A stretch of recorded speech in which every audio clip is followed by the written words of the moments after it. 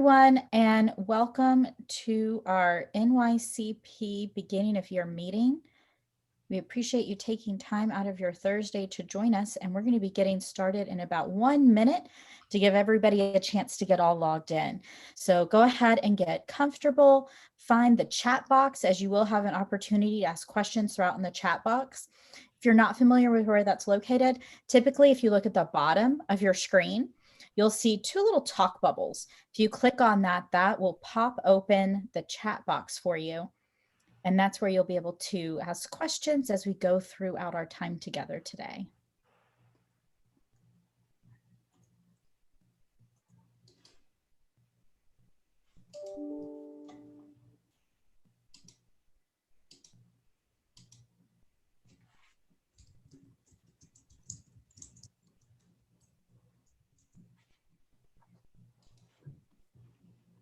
All right, let's go ahead and get started. So again, welcome to our NYCP beginning of year meeting. We appreciate you taking the time to join us today. Remember that as we go throughout, there are a lot of us on the call today, so we're not going to be unmuting everyone. To keep it simple, we're going to take questions over in the chat box. So pop those in as we go throughout. We have some spots where we'll stop for questions, and then we also have a dedicated question and answer time at the end. So as we begin today, we're going to talk a little bit about the NYCP program and grantees, as well as the new demonstration grantees. We're going to talk about some program reassignments, performance reporting, and very timely this time of year, budget revisions. So let's go ahead and get started. I'll turn it over to Donna Sabas-Burns. Great. Next slide. Thank you.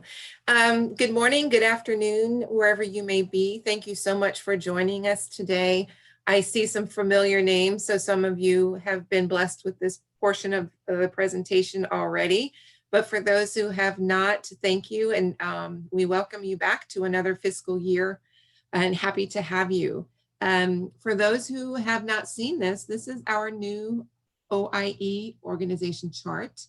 And at the helm, we have our brand new director, Mr. Julian Guerrero Jr., who will be joining us sometime during this meeting to say hello. And we're very happy to have him, and he will share some words of wisdom for you soon. As you can see, our office is divided into essentially two different groups.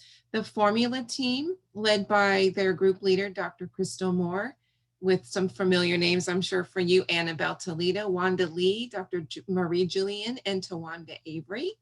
And then, of course, our discretionary team. I am the group leader, and I have a fantastic team with Angela Hernandez Marshall, who wears many hats, one of which she's a program officer for the professional development grant competition, which we are getting ready to compete very soon. I'm going to skip that one. We have Shala Ortega, who's the program officer for the State Tribal Education Partnership Program. She's been out on leave. She will be returning hopefully the end of next week. And then, of course, you are very familiar with our wonderful Bianca Williams, who has been at the helm of the demonstration program, NYCP, for the past, year and a half, I suppose. And then the other, we are trying to grow our team in order to provide you even better technical assistance with a larger number of people to share and steward the work that we do. And hopefully we'll be adding to them soon. So that is OIE in a nutshell. Next slide, please. And as I said, your program officers, Bianca, you've known her to be your NYCP person, and she has a lot of the background information working with you. However, we have assigned her to the new ACE demonstration programs that we just funded. There are 40 of those, and a lot of complexity to those programs, some challenges with getting that off the ground. So she's been assigned that. I have been temporarily assigned to take all the NYCP. So any of those questions, concerns, please send them to my email address. And at which time we have hired more people, we will once again make some shifts. So we appreciate your patience with that. But for this group in particular, please email me, and I will do my best to get back to you as soon as possible. Next slide, please. And we have a wonderful team working with us for technical assistance, and several of them are on this call as well. This is the Synergy Enterprises team who just was awarded a new contract to work with OIE. So you will be seeing these names quite a bit. We are very lucky to have them, and they've done a fantastic job getting us off the ground for this new fiscal year. And so thank you so much, Synergy, for being with us. Next slide, please. And as we talk about technical assistance, a couple of reminders and notices. We are working with Synergy to do some needs assessments, and that will inform our technical assistance events that we will be having in the future. So keep an eye out for them. And as you're keeping an eye out, please add this email address, the OIE@seiservices.com. That's the main way that Synergy will be communicating with you. I know some of you have had some issues with notices going to your spam. So we ask that you please add this to your email contact list. So hopefully that we will reach everybody in a timely fashion. Include your grant program in your subject line. We have a lot of emails, and I know Bianca, we have a lot of emails, and anything that you can do to help us expedite, please take the time and put these in your subject line. For example, if you're calling about, your program, tell us what it is. Just simple things like that really make a difference for us. Make sure you include your grantee name or organization in your email. Believe it or not, some people forget. And I'm trying to look at email address to figure out, okay, what does that stand for, and figure out where it came from. So someplace in the body of the email, your signature. And then again, these are the two emails addresses. It's the seiservices.com, or it could come from air.org as well. So please add that one as well. But most importantly, I want to make sure to remind you to put your PR number in your email some way. That's also very helpful when communicating with us. Next slide, please. Okay, here's the fun part. Get to know your grantees. Next slide, please. Okay, I think this was a great demonstration of who we have on board and the number of current operating programs that we have. There's quite a bit. And I know we have, of these FY16 cohorts, they are in their no cost extension timeframe. So those will be ending within the year. And then we have our FY17, all of those people. Next slide, please. And we have all of these are FY18 continuing cohort. And this is a great picture for us to show you that it's just Bianca and myself. And I don't know, did we include the new group as well? Oh, there we go. So, and here is the new ACE demonstration grantees. So all of these wonderful programs are managed by just Bianca and myself at the moment. So it's a great visual to show you that if we don't get back to you in time, we will try and do our best to respond to any thing you need. But this is Bianca's new group.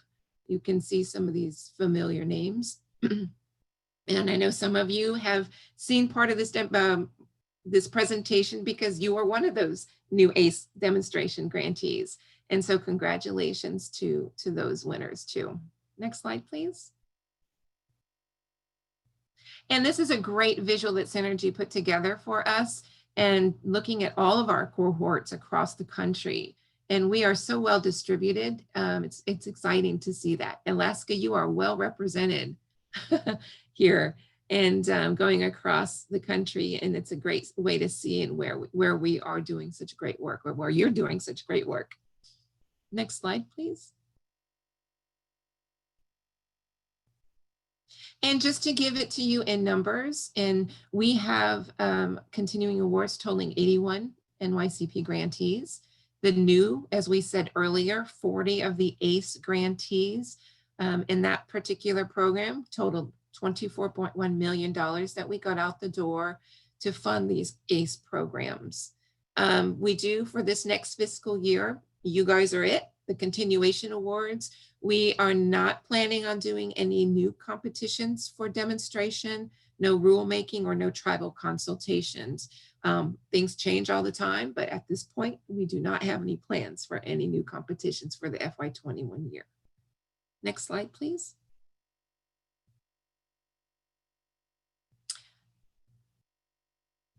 Okay, whoops.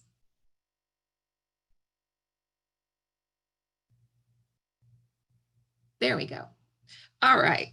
And the Ed program contact changes, as I said, this was a great slide just showing where and whom will be your contact. And any NYC or NAL grantee that was awarded in ACE as well, those do go to Bianca. So let me say that again. If you are an ACE grantee, person who just received an award and you also have a NYCP or one of our Native American language grant programs, Bianca will be your person. Again, please be patient with us. This may change and most likely will change as we hire new people. But for now, this is the breakout. So please reach out to Bianca. If you are assigned as a director or an interim director for a new ACE award and you are on this call. Next slide, please. When talking about communication, again, this is a reminder that all communication from Ed, our department, will be conducted only with the project director and or the authorized representative. We are not allowed to talk to anybody else except those to which are listed on your GAN, who are project director and authorized rep. If you need to change a project director, the contact information, we do need to have you send us a request with the email address and phone number and email the updated information to your assigned program officer. Next slide, please. Project director changes. At this time, especially when there's new awards being added to your portfolio, you may need to find the need to do some project director changes. If that is the case, there are some things that we do have to follow and need from you. The new project director that you're looking at hiring, we need to have make sure that they list or they meet the qualifications that were listed as part of your original application, such as education level, skills, FTE, whatever was expected in your application and was awarded as such, they need to meet those thresholds. And they also have to be an employee of the entity that receives a grant. That's for the new incoming project director. In addition, we need to have a scanned or signed letter to you, to your program officer that includes a signature of the authorizing representative who's requesting the change, the name, address, phone, fax, email, level of effort. And by the way, your budget must agree with the level of effort in there, excuse me, the prospective individual's resume or CV, and an effective start date. So all of these things need to be in your request because that's what's required in our G5 program. And if it's missing a piece, it cannot be updated accordingly. Next slide, please. And now I will turn it over to Bianca to talk about some reporting requirements. Bianca? Thank you, Donna. Hello, everyone. Welcome to the new fiscal year. I know it's been probably a little while since you heard from me. As you see, we've been very, very busy and we are growing. So hopefully, you'll be hearing more from OIE frequently. But let's get into the reporting. Next slide. So I know we have a 2016 cohort on as well as the 2017 and 2018 cohort. For any grantee that is ending, a 2016 or 2017 grantee, you do have a final report that's due 90 days after the end of your grant. So if you ask for a 2-month no cost extension or 3-month no cost extension, you'll have your final report due 90 days after the end of that extension. So we will have a final report webinar just for those grantees that are ending. But for a brief overview, this will be a full report of the whole project. So every year you were awarded, all the GPRA measures, project objectives, and the summary as well will be collective of all the years. And again, we'll go over that more. And I believe like November 4th is the date. We have a slide coming up soon for those grantees. And then as for the APR, again, we switched to only having one APR due each year. So that APR will be due in spring, and you will be reporting everything from this fiscal year. So October 2020 through September 2021, what's projected. But also I do want to know if you have project objectives that you need end of year statistics or accomplishments, sometimes it will be beneficial for you to include previous year reporting as well too. So it is optional to include previous year reporting, but you do want to show us that you are meeting those goals. So if any of your project objectives are based on end of the year final grades or an assessment, it may be best to include the prior year's objectives as well too. So yeah, the APR will be due in the springtime. We will definitely have a couple of webinars to help with that, to help with GPRA measures, and to just go over reporting requirements in general. And then again, the final report that's due once your project is completely done and 90 days after that date. Next slide.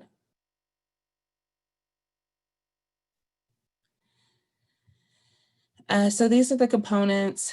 You have to have a cover sheet. And again, we will go over this in full detail the beginning of November for the final report on exactly how to fill out the cover sheet and the executive summary. Section A for the performance measures, you will have several pages for the section in your final report as you are reporting all year's GPRA and project objectives. And then your budget as well too. We need to make sure that the expenditures and drawdowns are accounted for. Section C is additional information. And next slide. Oh, I thought it was. So GPRA measures, we will, again, before the APR and a part of the final performance report webinar, go over the GPRA measures more thoroughly, but I just wanted to touch base on them. Again, the GPRA must be reported each year, and they do not change, and they're required for every grantee. Next slide.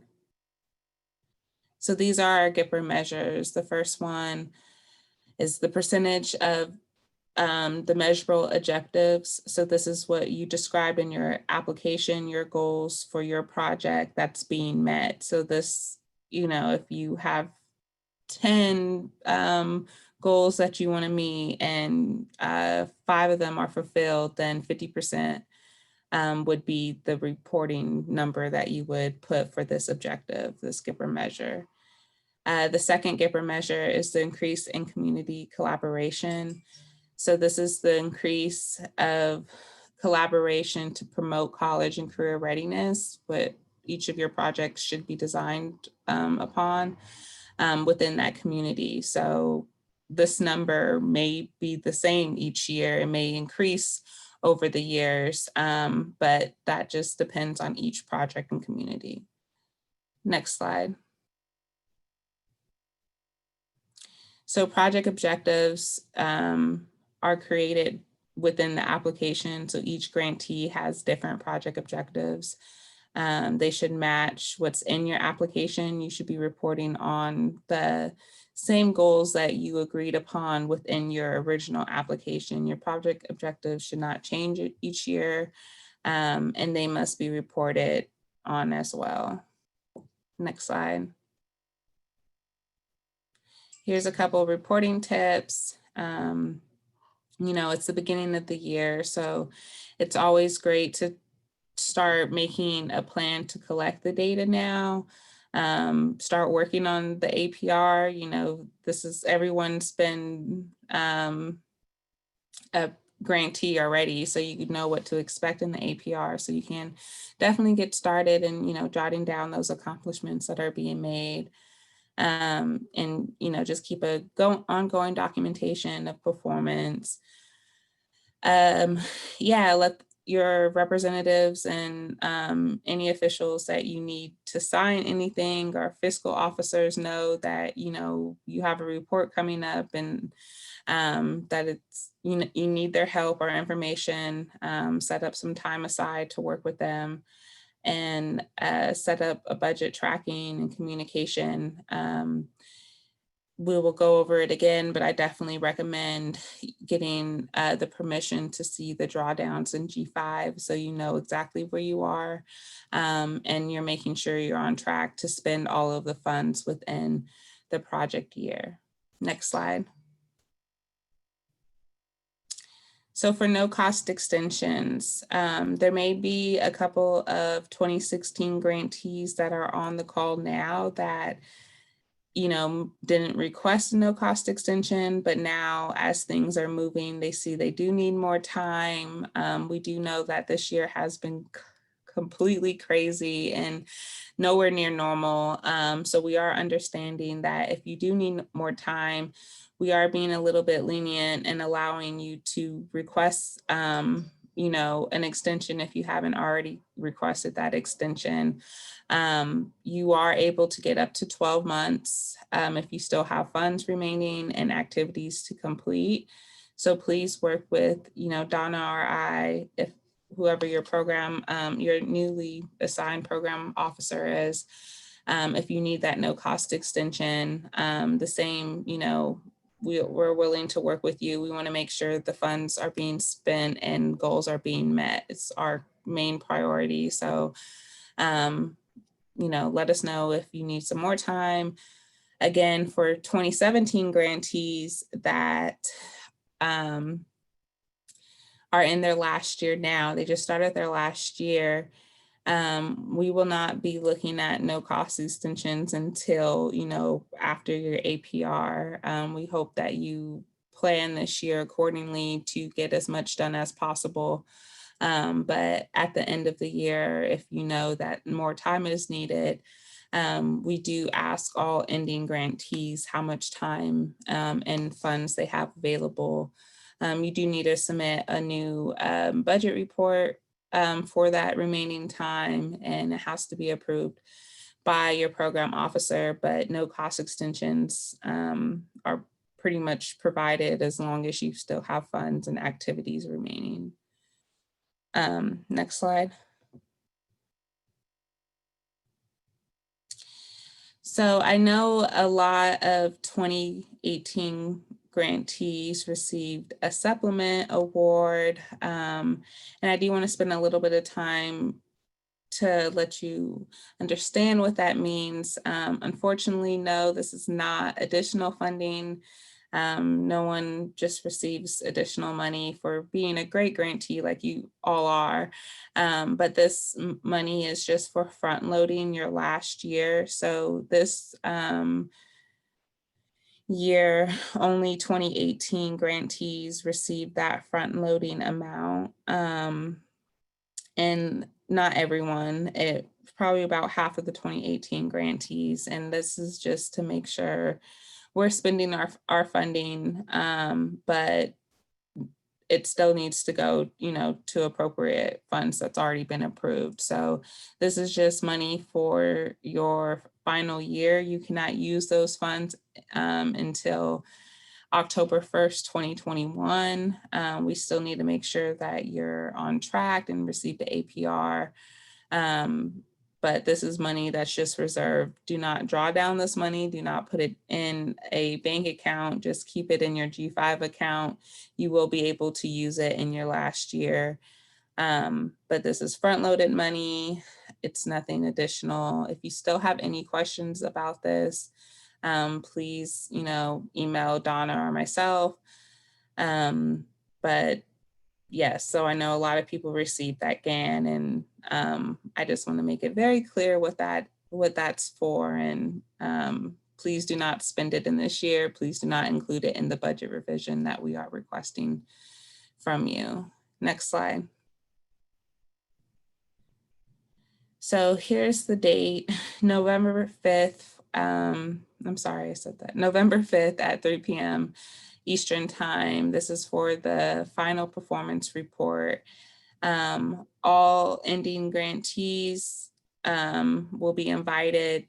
Any, I believe, other discretionary grants, any ending grantee we will invite.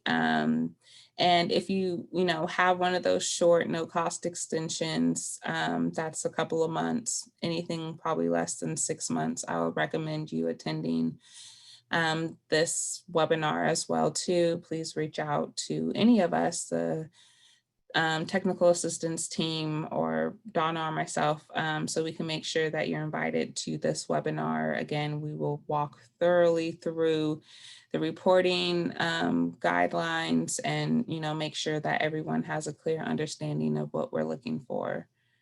And again, we will make sure that we have webinars around the APR and spring GPRA measures. And, we have this new contract with Synergy, and they're a great team, and we'll definitely be able to provide more technical assistance than we've provided even in the past. So we will definitely still have our monthly talking stick sessions on top of, some catered to specific needs webinars as well too.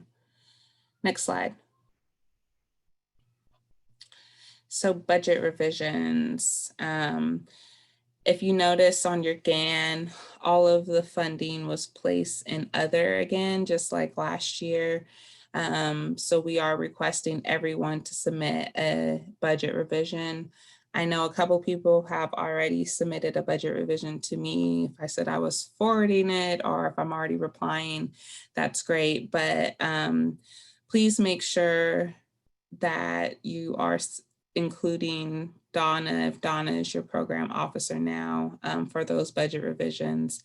And next slide, I think I'm going in too far.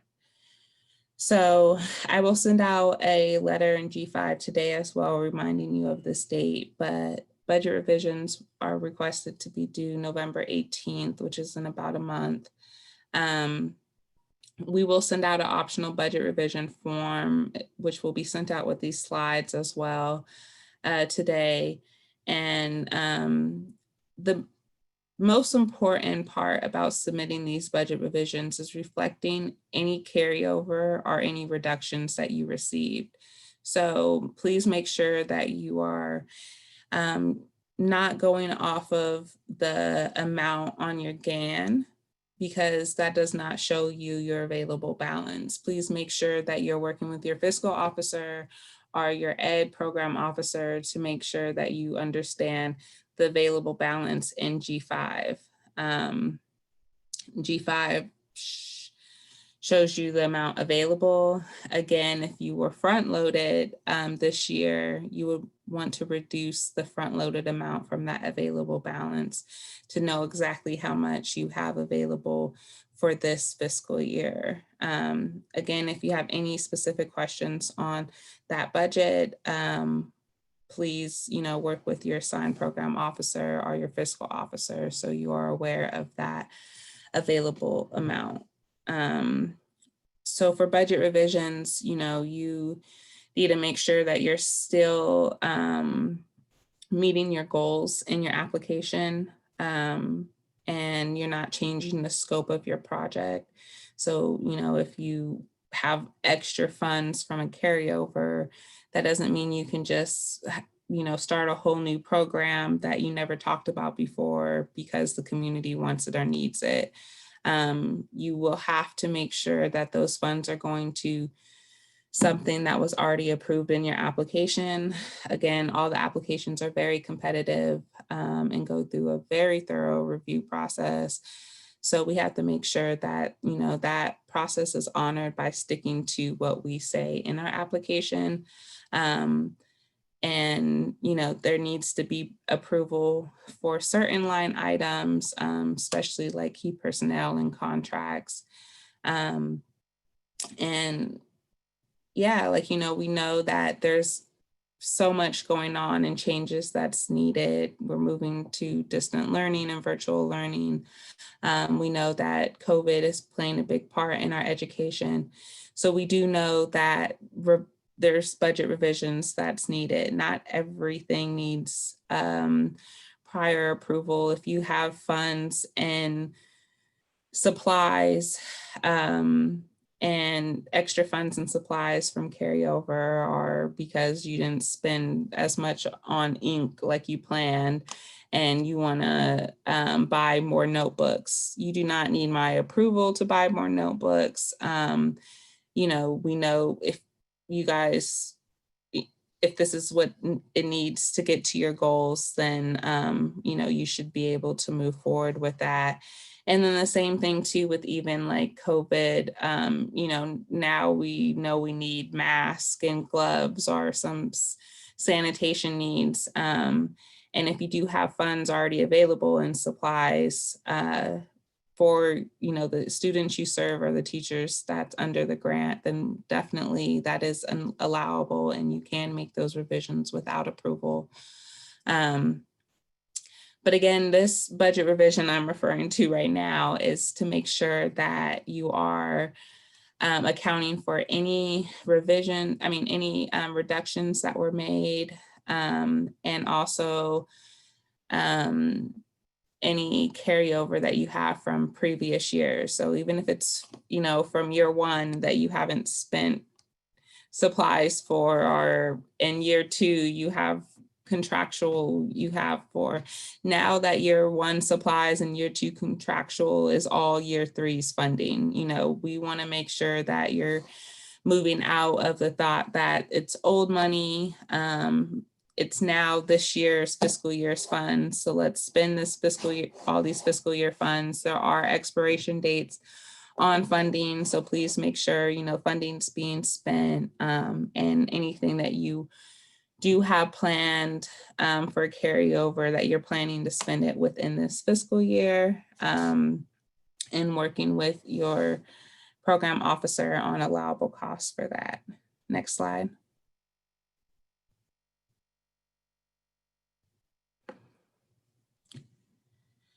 So again, I kind of covered a lot of this.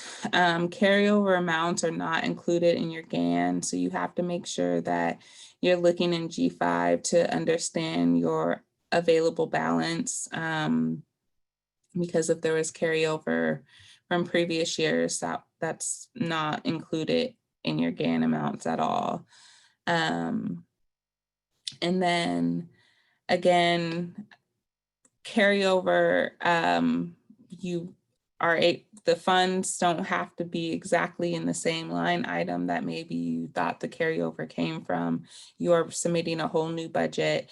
You need to make sure you're being a good steward of federal funds and you're using the awarded amount appropriately to meet those goals.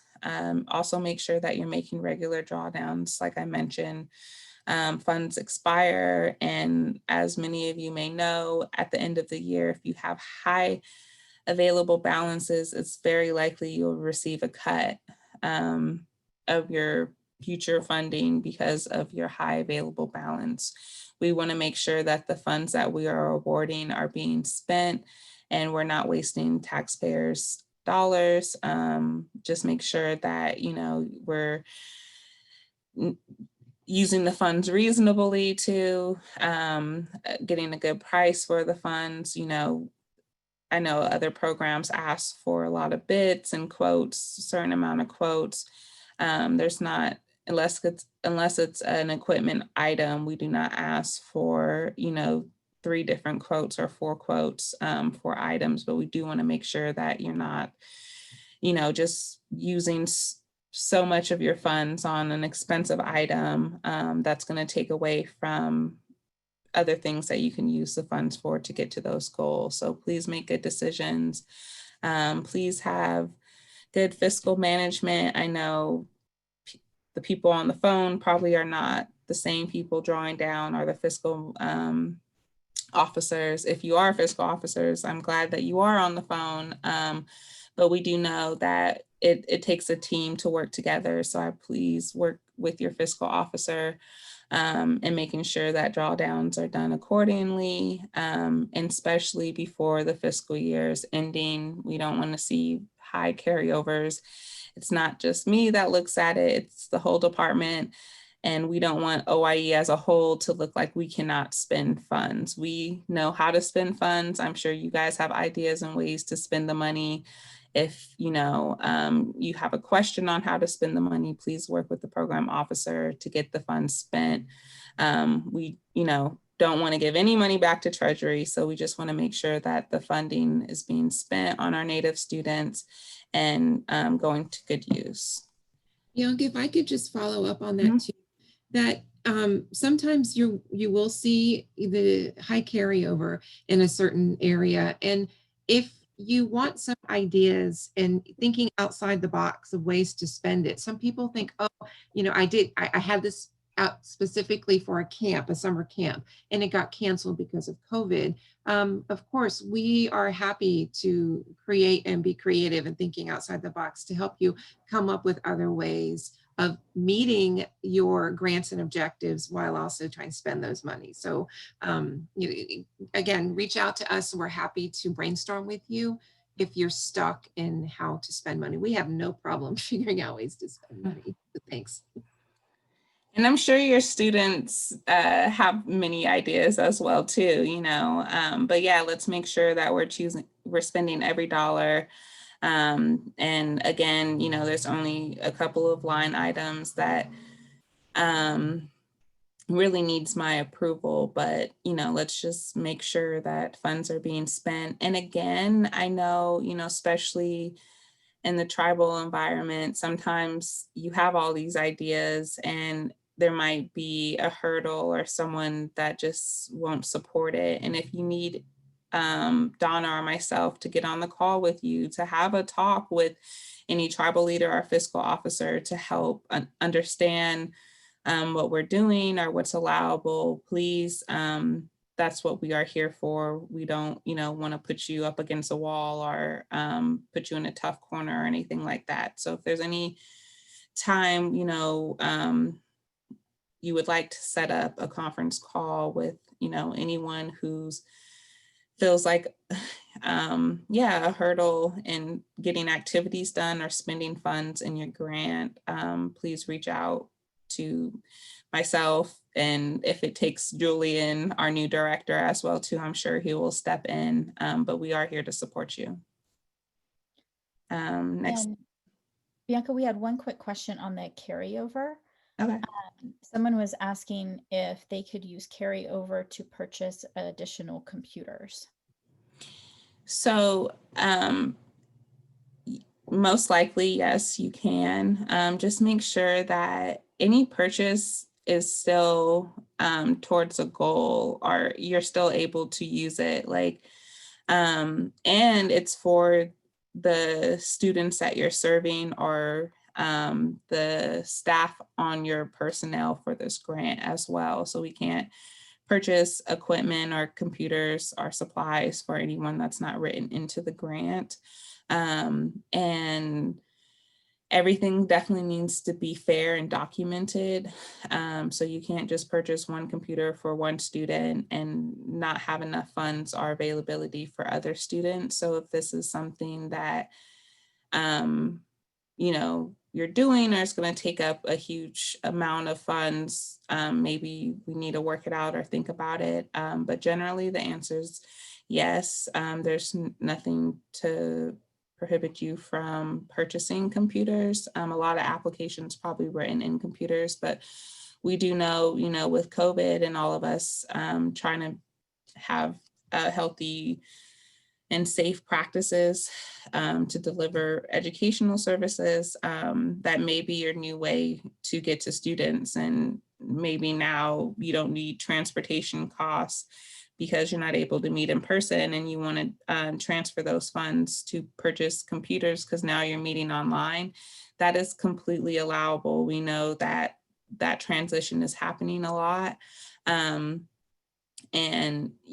that will help get to your goal. So it's still attached to, you know, if you were providing maybe a STEM class in person and now you have to provide it online, that computer purchase would definitely be allowable. And it wasn't, you know, foreseen before, but it's needed now. So yes, generally. But if it's a huge amount, like, you know, for a lot of students and maybe taken away from meeting another goal, please work with your program officer.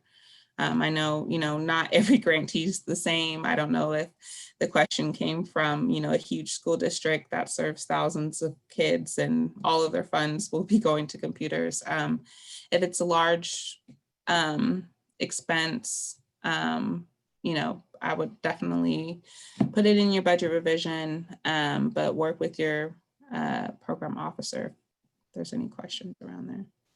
Thanks, Bianca. And the other question that came in kind of in that same vein is regarding internet access assistance, particularly for rural areas. Yeah, so the only problem is that if there's a lot of CARES Act funding and other federal funds that's going to help with distant learning. So if your state or area is receiving some of those funds, that should be really helping with the internet access.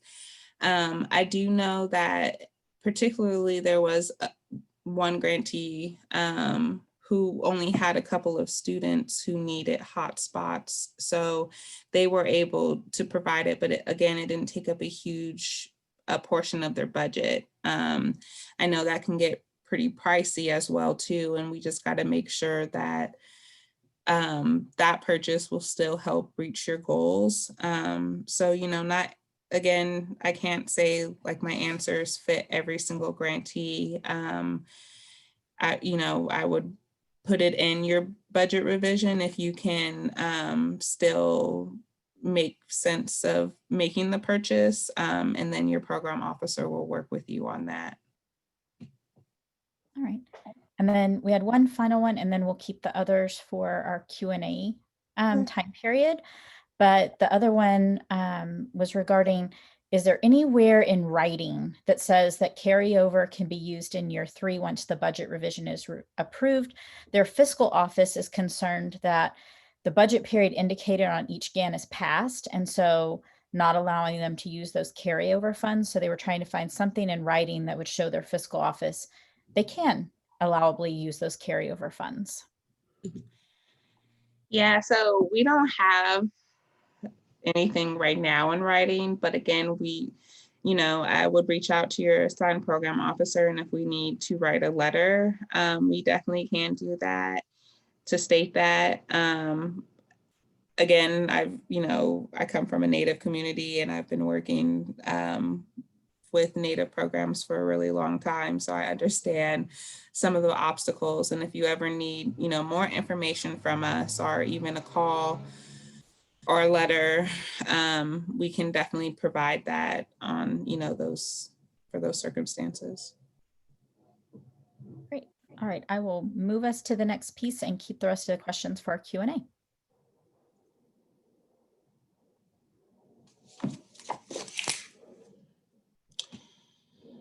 So I kind of touched base on this already as well too. And right here is a list of the changes that require approval. Again, that's the change in like any key personnel. So if you want to hire someone, if you're increasing wages, if there is a salary increase that's needed, and then changing anything in contractual services as well too.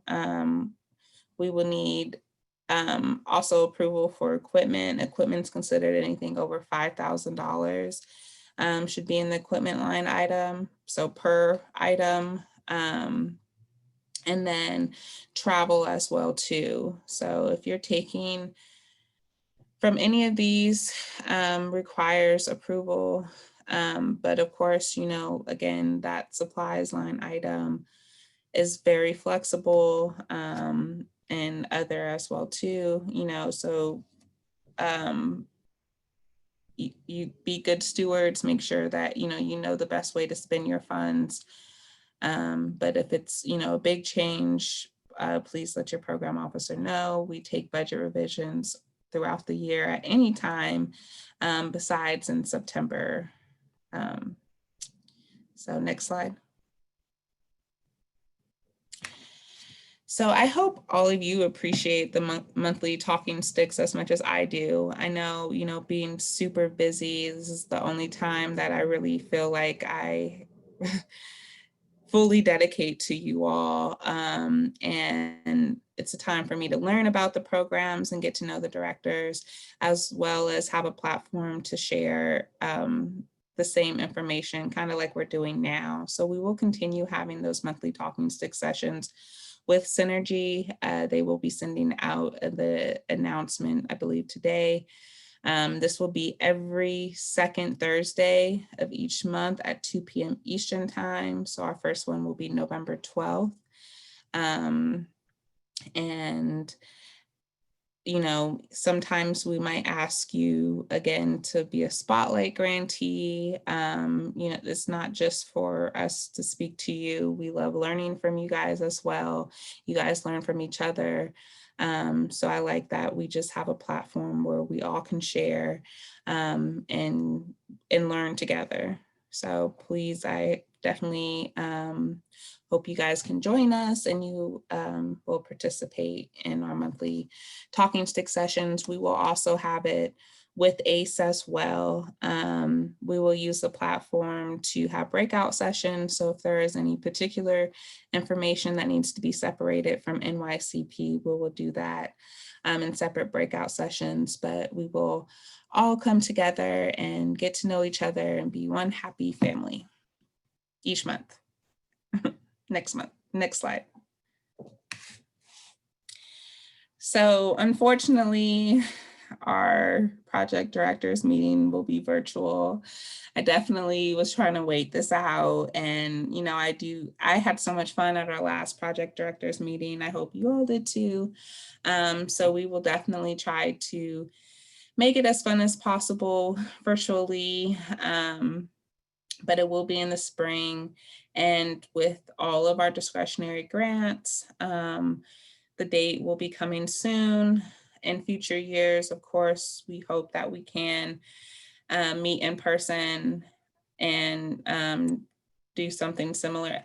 But just think, luckily, we were able to travel and see everyone right before COVID, you know. It feels like it was so long ago that we had the project directors meeting, and that was the end of February. But that's like right before COVID hit. So we were able to meet each other and see each other in person. And, you know, I had some fun in Denver before COVID. So I am very fortunate for that. So hopefully, you know, once COVID clears up, that we definitely can come together and meet in person again. But yeah, we encourage the project directors to attend. There should be funding for at least one person to attend each year. This year, you can revise that funding in this budget revision because we do know that it will be virtually. Next slide. So this is a great resource. I know I've talked about it before, probably even today in this presentation, but I really recommend you getting access to see the drawdown information in G5. This is the form you must fill out, get signed, and notarized. Unfortunately, we do need it to be notarized. It takes an extra step to do that. And I know it's probably not even easy now with COVID, but it will save a lot of time in the future. You don't have to wait for your fiscal officer or myself to send you those drawdowns. You can see, how much you have available and know how you can plan out the future. So I highly recommend doing this process for all of your ed discretionary grants. You will not be able to make the drawdowns, but you definitely will be able to see how much is available and when your last drawdown occurred. Next slide.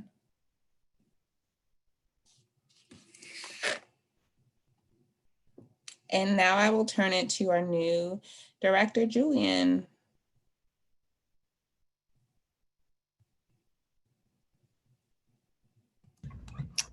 Hello. Can you hear me okay? Yes. Great. Awesome. Awesome. Well, hello, everybody. Sorry I couldn't join at the very beginning, but my native tongue, Hamaroeka Naniatsa Yani Suara. My name is Julian Guerrero Jr. I'm the newly selected director of the OIE, and it is such a great opportunity to get to see you guys virtually. I've been watching the chat box on your questions coming in, and I appreciate as many questions as we can get and collect, because I think through my eyes, I want to pick up on a pattern of questions and needs out there for the NYCP grantees. And I think out of all of our grant programs, whether it be the State Tribal Education Partnership programs or professional development or Native American language or Title VI formula grants, the thing that's closest to my heart really and honestly is the Native Youth Community Project grants themselves, because I've sat in on 2 different grant cohorts as an original 2015 cohort, mostly in a project director position, and then in the 2019 cohort as in a support role. And in both of those cohorts, it's good to see you guys again and your names on this virtual meeting. And I think the biggest thing that kind of comes to mind is the incredible amount of challenge that you guys are facing right now with spending down those funds because of the novel coronavirus 2019 and the impacts, especially those disparate impacts on Indian country. We know they exist. We know that you're trying your best to spend down those funds. You're not alone. And the more that I see all of the different issues that all of our grantees are going through, please also speak to your fellow colleague grantees in your cohort. If you have not already reached out to grantees in your same cohort, you need to do that immediately. This is going to take a network of grantees to make sure that we can get over this challenge together as a community of NYCP grantees. Our OIE team, speaking about Dr. Sabis Burns and Bianca Williams and Angela Hernandez Marshall, they are a very dedicated group of individuals that do tremendous amounts of work. And, during the last month when I got brought on in the director role, I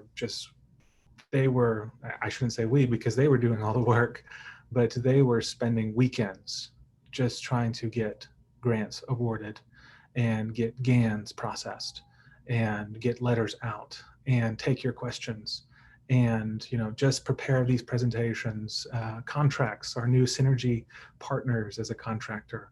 It is an incredible amount of work that can be so easily overwhelming. But one of the important pieces I want to highlight for you as grantees is that a part of my director's vision is to have a much more intimate relationship with grantees, to hear you, to understand those needs and challenges that you're going through.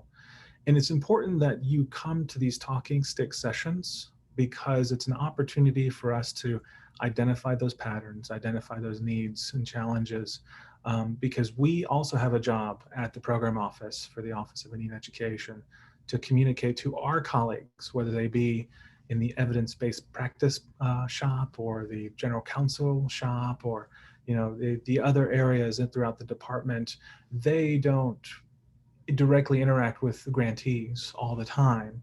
And I think it's so important that we can take your stories and share your stories to our colleagues at the department to better educate our colleagues to know your needs and the things that are impacting you. We at the Department of Education are committed to serving all students, and particularly OIE is committed to serving your Native students, your communities. And there's a lot of work to do, a lot of work to be done. But again, it's such a relief to be in a virtual setting with NYCP grantees, as a targeted audience here. Again, because I'm very familiar with all of the struggles and experiences of what it means to be an NYCP grantee, going back to the original cohort. And I welcome you back for another year of NYCP. I encourage you to, again, connect with your colleagues, your other grantee cohorts, and really work together to get over this challenge. And I'll be joining as many talking stick sessions as I can. And I look forward to getting to know each of your grants much more, again, intimately. So I appreciate your time, and thank you. Thank you, Julian. I was scanning through the chat box. I seen one question that was saying, where do we see the front load information on the GAN?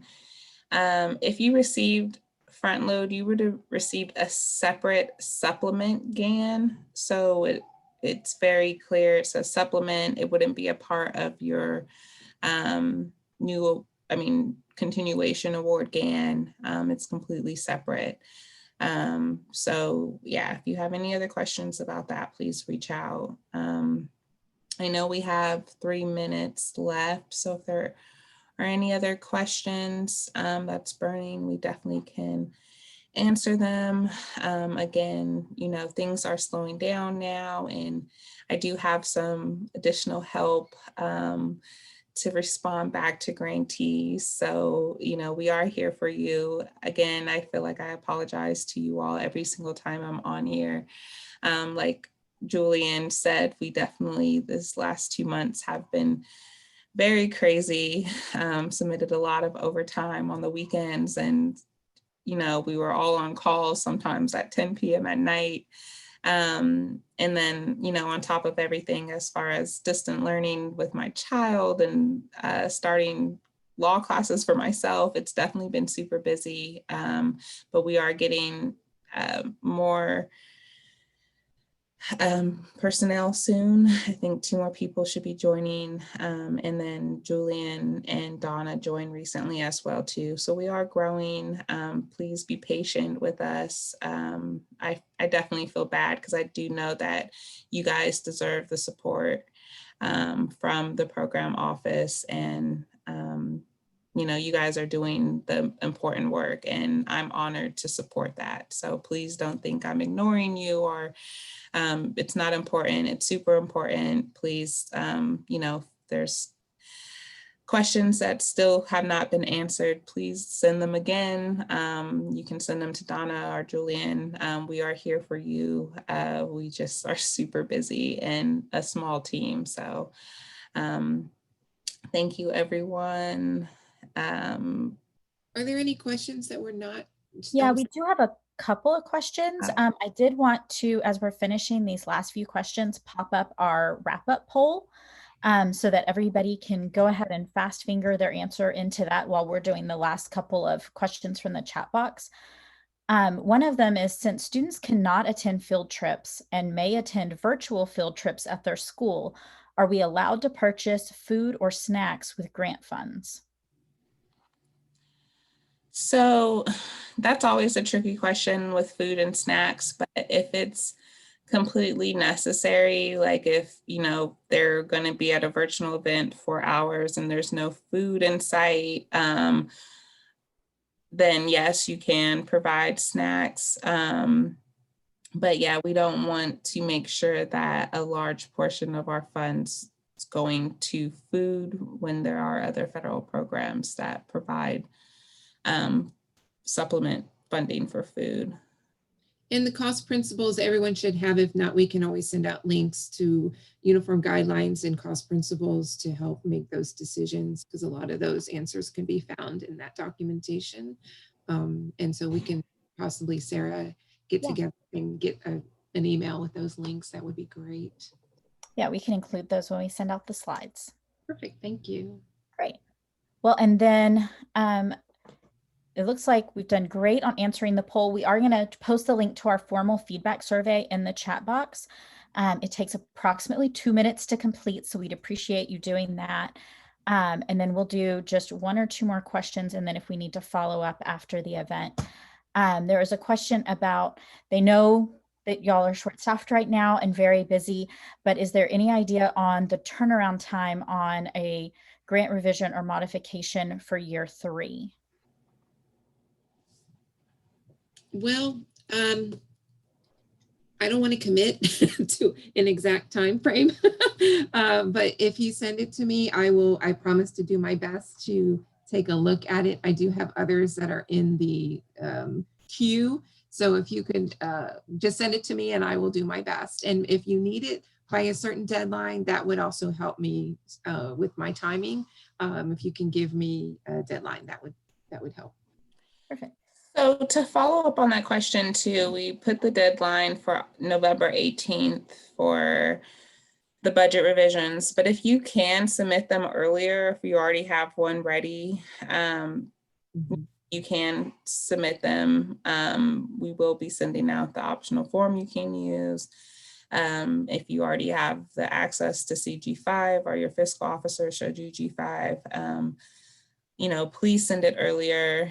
But again, I highly recommend too, like Donna was saying, if it's an urgent matter, if something is on a crisis or coming, put the important flag or flag the email, make sure maybe put in caps, need response or something to let us know. Again, like literally if I share my screen and show you how many emails I get a day, I'm sure everyone would be very shocked.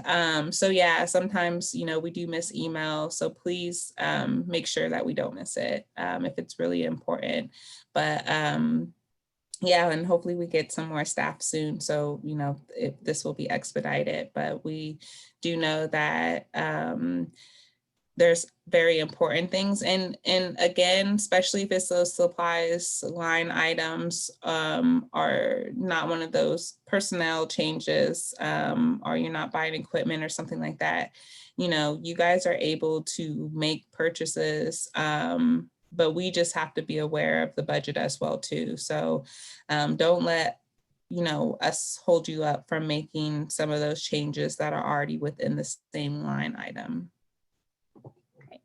And then the last 2, I think we can answer pretty quickly, that budget revisions are being submitted by email to your assigned project officer.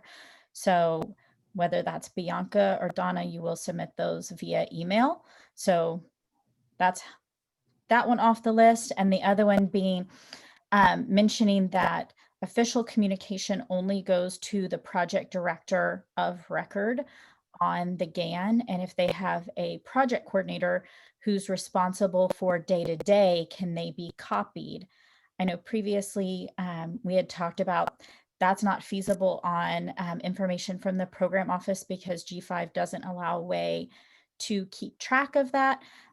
We can, however, if you send an email to that OIE at seiservices.com, include you on the things like talking stick sessions and TA events. Yeah, so thank you, Sarah. That is correct. We only can have an authorized representative listed and a project director listed in G5. So any emails from G5 or GANs that's produced will go to those 2 people listed. And please, I probably need to make a point to kind of go in and correct some of them as well, but There are a lot of people who's listed as both the authorized official and the project director. We have to have 2 separate people listed on your GAN. So if you are receiving 2 emails from when the GAN's coming to you, or you're just listed as both the authorized official and the project director, we need to have an additional person listed, as well as those grantees who have additional grants. Please make sure that the level of effort is appropriate. So if you were just awarded a new ACE grant, you cannot be listed as 100% on your NYCP grant and your ACE grant. So please make sure that that level of effort is properly documented, are told to your program officer so they can update it. And again, with any federal grant as well, if you are spending half your time on a SAMHSA grant, if you have a language grant, just make sure that that budget and level of effort is correct in G5. And on that GAN, it's usually always produced on every GAN what your level of effort is. If it says 100%, if it says 0%, if it says 50% and it needs to be changed, please reach out to your program officer so we can make that appropriate change. We don't want to have like an audit or a finding because we didn't update that information. So yeah, please, double check that your level of effort is appropriate, and you're not the only one listed on the program project. Great. Well, we are a few minutes over. We appreciate you sticking around and hopefully getting answers to all of your questions. I believe we've answered all of the ones from the chat box, but if you have further questions, please feel free to follow up with your program officer.